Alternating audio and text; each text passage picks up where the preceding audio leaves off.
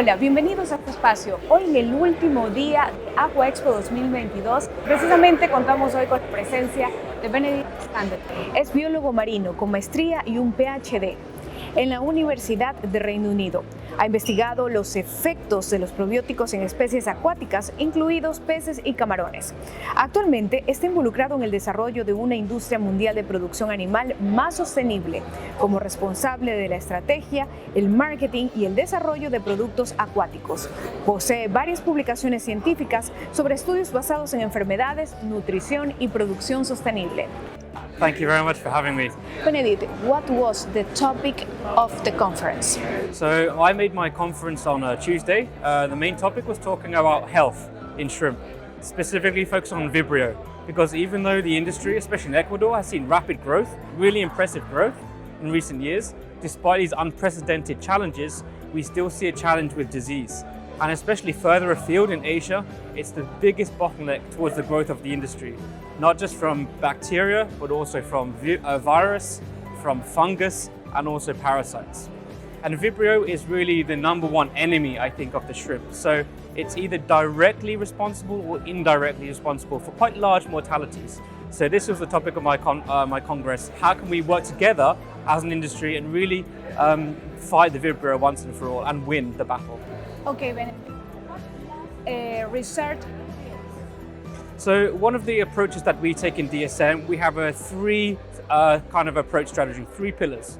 The first one is we have to build the robustness of the animal. We have to support the immune system of the animal to really help the animal to help itself. That's number one.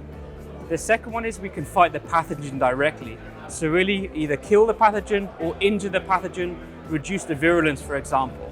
That is number 2. And the third one is about bioremediation, improving the ambient environment around the shrimp. Because even if you have a healthy animal and an unhealthy environment, you're never going to see the optimal production. So these 3 points are really, really important.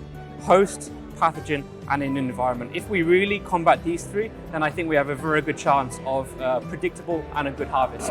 And what can the audience expect for your conference? What does the audience expect? So I've been very impressed actually talking to the audience. Got some very good questions. At the end, I think there was 4 or 5 really, really good questions. And what question, for example? For example, lots of questions about probiotics. How do we use probiotics? How do we choose the probiotics?